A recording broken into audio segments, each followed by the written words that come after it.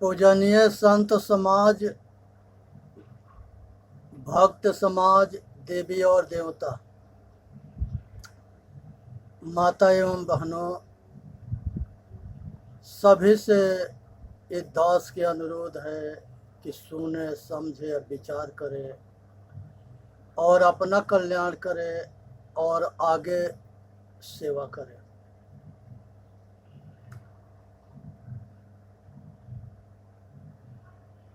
ध्यान मूलम गुरु मूर्ति,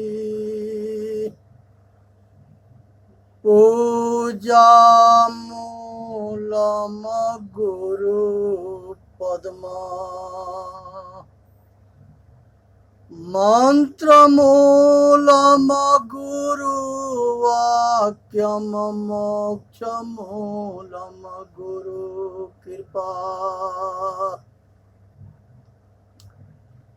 हे भाई, संसार में जो है माता से बढ़ के कोई देवी ना है और पिता से बढ़ के कोई देवता ना है और सतगुरु से या संत से बढ़ के कोई महादेव नहीं है। अतिथि के सत्कार करना बहुत बड़ा धर्म है और सभी मानव जाति के हित करने के काम बहुत बड़ा उपकार है। संसार के अंदर जो है पाखंड के जो है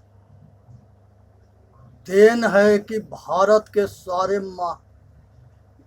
पाखंड के देन है कि ये भारत कई हजार बरस गुलाम रहा। इसमें जो है आपसी फूट था और इसी के कारण ये देश गुलाम रहा। ये पाखंड को जब तक हम लोग ना छोड़ेंगे तब तक ले हम सुखी ना होंगे। एक तपेश्वरी होता है जो कहीं बैठ करके किसी के शब्द के ले करके वो जाप करने लगता है। जाप करने के बाद इतना शब्द जड़ है, उसको इतने उसके पीछे लगता है कि वो खुद जड़ बन जाता है। वो अपना होश हवास सब कुछ खो देता है और फिर उसके बाद उसको जो है सच्चाई को बताया जाता है तो मानता ना है।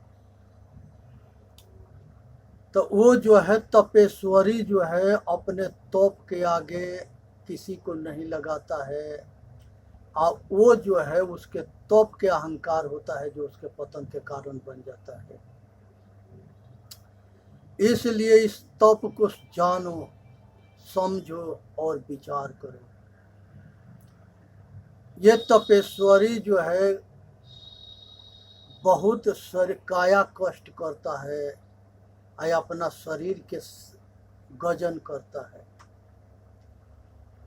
जीवन में जो है किसी शब्द के रटते रटते और लास्ट में पूछा गया कि तुमको क्या मिला, तो कहता है कि अपना जीवन को खराब कर लिया।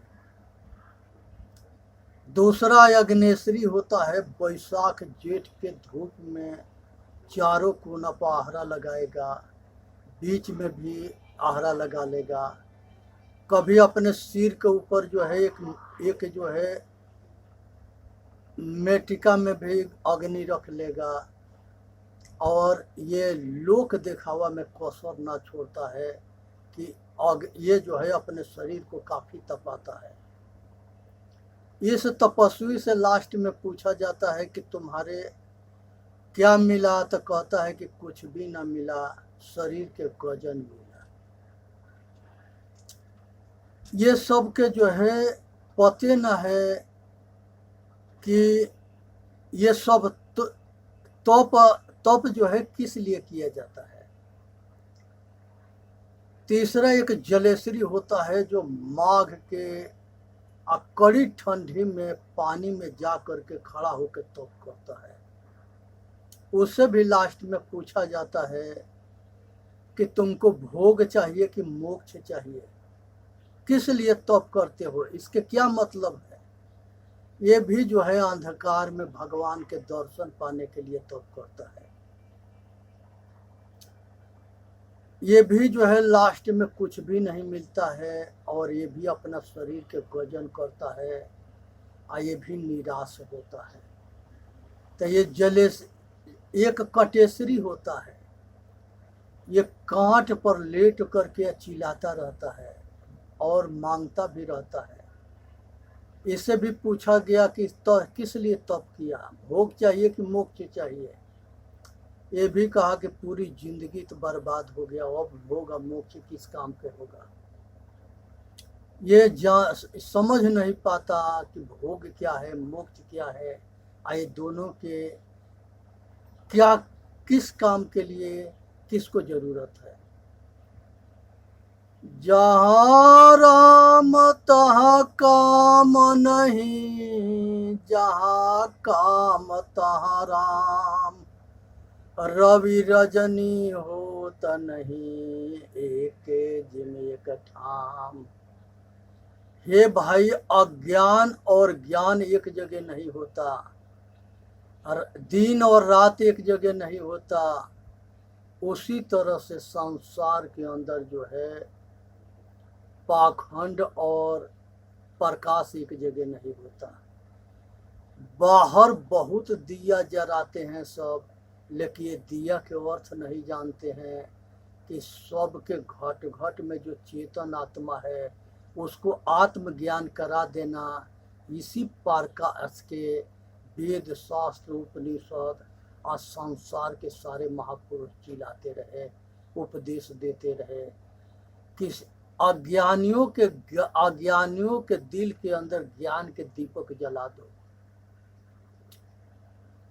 ज्योति से ज्योति जलाते चलो, प्रेम के गंगा बहाते चलो। हे भाई, ज्योति से ज्योति जलाने के मतलब है कि सबके दिल के अंदर आत्मज्ञान के प्रकाश हो जाना।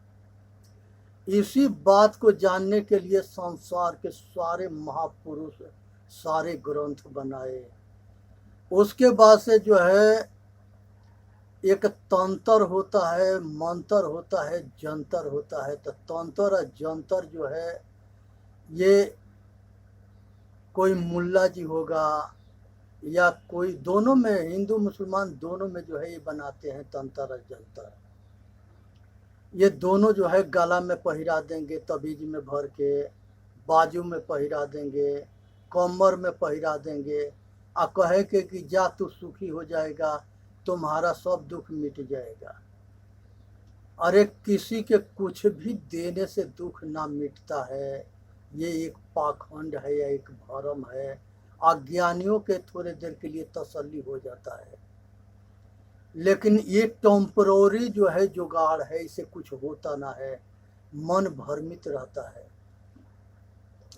मंत्र जाप मम दृढ़ विश्वासा, अपंचम भक्ति सुवेद प्रकाशा।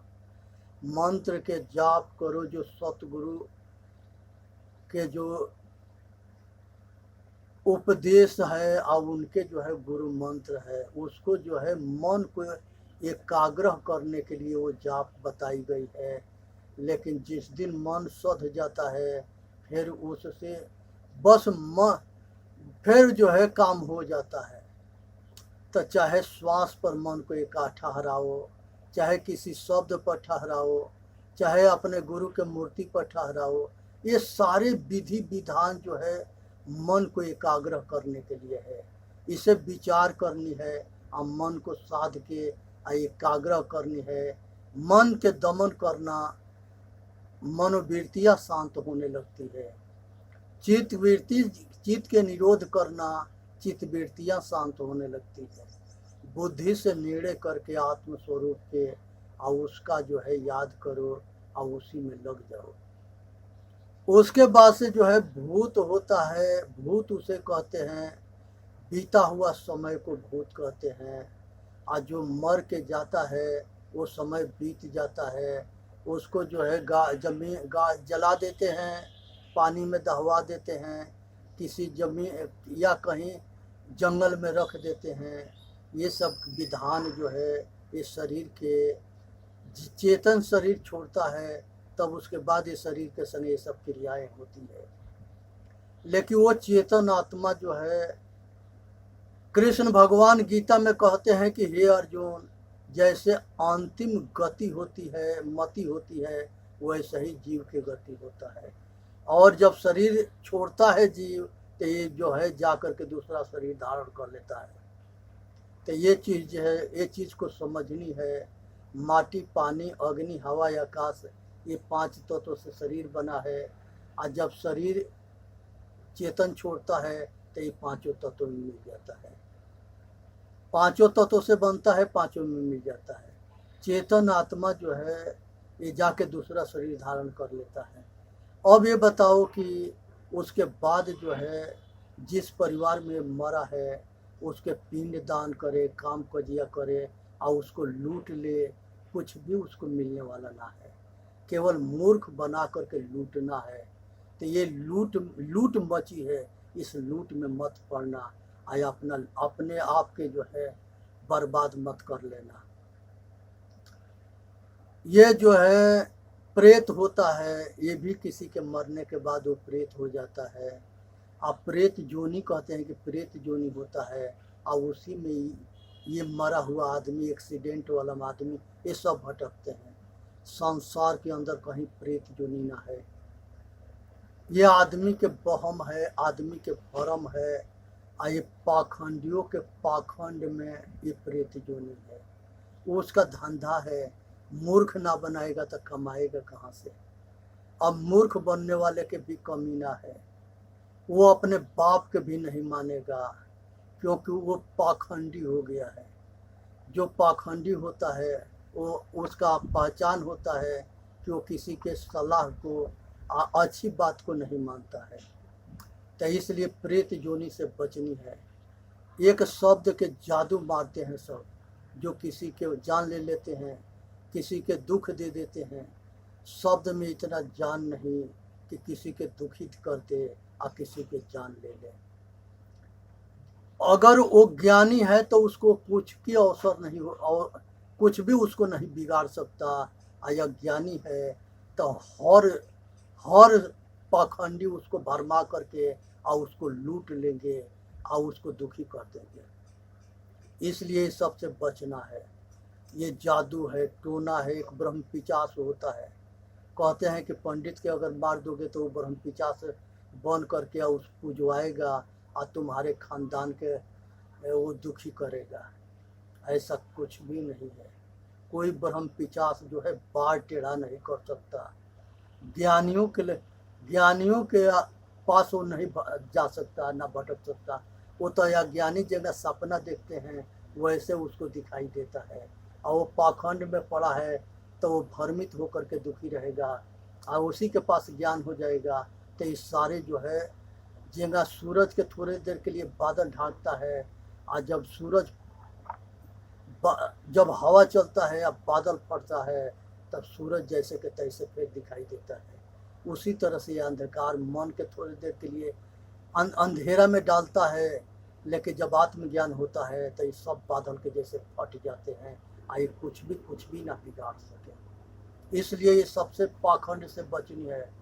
संसार के अंदर मूर्ति पूजा, हमारे पूर्वजों के मूर्तियों के पूजा यादगारी के लिए रखो, और उनसे प्रेरणा लो कि हमारे राम कृष्ण जैसे आचरणशील थे, जैसे कर्मठ थे, जैसे राजनीतिज्ञ थे, जैसे धर्म नीतज्ञ थे, उस तरह से हम भी आचरणशील बन करके हम उनके मान प्रतिष्ठा और मर्यादा को जो है बरकरार रखें। हमारे पूर्वजों के पूजा इतने हैं कि मूर्ति के साफ कर रखो और उस मूर्ति से प्रेरणा लो। उसको उसको आलू और टमाटर और भंटा मत किया हो, और उसके जो आगे दांत मत चिटोरो, उसके से भीख मत मांगो। ये मूर्ति आदमी के कला है, ये आदमी के कला आदमी के कल्याण नहीं कर सकता। यही आदमी उसके छाती पर बैठ के छेनी हथौड़ा बजा करके और उस मूर्ति को बनाता है, और उसी से वो दांत चिघोरेगा। मूर्ति मूर्ति के बाप आदमी है कि आदमी के बाप मूर्ति है। ये पाखंड में मत पड़ो। यही मनुष्य जो है सबके बाप है। ये संसार के सारे ग्रंथ को लिखने वाला है, और यही संसार के जितने तीर्थ मूर्त हैं, जितने शब्द है, सब के रचयिता यही है। आकाश में से कुछ भी ना टपका है। ये वेद शास्त्र पुराण बाइबिल सब कुछ के रचना मनुष्य करता है, और मनुष्य के विचार के डायरी है। इसके बाद से जो है एक भविष्य वक्ता होता है, वो आकर के आप भविष्य को बताता है। और वो भविष्य वक्ता एक जगह जा रहा था एक सेठ के घर पर, तो संयोग बस जो है रास्ता में एक्सीडेंट हो गया। उसके साथ में उसके लड़का भी जा रहा था, तो लड़का की एक्सीडेंट हो गया और वो घायल हो गया। वो बैठ के ज्योतिष रो रहा था। तब तक ले सेठ अपने लड़के के लेके आ गया उस ज्योतिष के लेने के लिए। तो देखा कि यहाँ तो ज्योतिष बैठ के रो रहा है। पूछा कि महाराज क्या हो गया? कहा कि हमारे लड़का मर गया, हम घायल हो गए, एक्सीडेंट हो गया। कहे कि जब आपके समय इस तरह से हुआ तो आप हमारे भविष्य बताने जा रहे थे, आप अपने भविष्य नहीं जानते हो, आज आपके संग ऐसे घटना घट गई, तो अब बताओ कि हमारे में तुम्हारे में अंतर क्या है? ऐसा क्यों करते हो? ये सब अपना कर्म के फल भोगना पड़ता है। अब जो है वो सेठ जो है उस ज्योतिषी के लेकर के आया, अस्पताल में भर्ती कराया, इलाज शुरू कराया। लेकिन जो वो सेठ के समझ में बात आ गया और ज्योतिष के भी समझ में बात आ गया कि वास्तव में हम दूसरे के मूर्ख बनाने के नतीजा है कि हम भी मूर्ख बनते हैं। ना किसी के मूर्ख बनाओ और ना कहीं मूर्ख बनो, इससे बचो। इसी में मानव जाति के हित है। उसके बाद से एक डाइन होती है, वो भी मंत्र मारती है, लंगटे जाके शमशान में सीधी करती है, और लंगटे जा कर के वो सिखाने वालन के जो है मन बहलाती है। और उसके पीछे वो बहुत बड़ा वो सब सारे कुकर्मी होते हैं, आज सबके इज्जत लूटते हैं, और जो है वो बहुत बड़ा ड्रामा खेलते हैं, और वो ड्रामा के हद ना है। इसलिए चक्कर में ना पड़ो। ये जो है ये डाइन जो है किसी के कुछ भी नहीं बिगाड़ सकती। अज्ञानी है तो उसके ऊपर अवसर पड़ जाएगा, लेकिन ज्ञानी है तो उसको बाल भी टेढ़ा नहीं कर सकती। इसलिए आत्मज्ञानी होना जरूरी है। आज आत्मज्ञानी हमारे सारे महापुरुष थे, इसलिए विश्व गुरु थे। आज वही ज्ञान के अभाव हो गया, तो ये जो है जीरो गुरु हो गए, ये दूसरे पर आश्रित हो गए। जिस लकड़ी में आसरा होता है उसका वो जो है उसके शक्तिहीन हो जाता है। जो मनुष्य किसी के पराधीन सुख सपना होना ही, जो दूसरे के अधीन हो जाता है उसके सुख सपना हो जाता है। इसलिए किसी के अधीन मत बनो, पुरुषार्थी बनो, और अपना पुरुषार्थ के बल से अपना कल्याण करो, औरों के कल्याण करो। इसके बाद से जो है एक निवस्त्र बाबा होता है।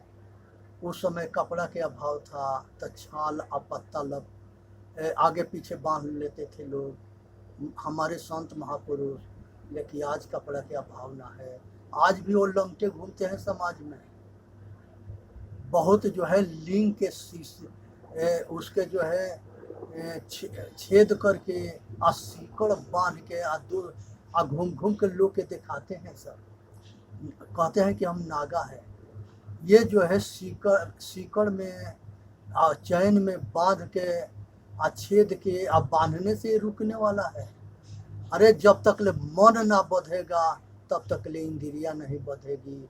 इसलिए मन के बांध लो, सब बध जाएंगे। अगर मन ना बधा तो इंद्रियां नहीं बधेगी। ये विचार करने की विषय है, पाखंड करने की विषय ना है।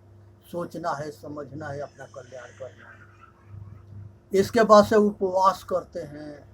उपवास जो है काया कष्ट करना की जरूरत ना है, बिना उपवास के आत्म कल्याण हो जाता है।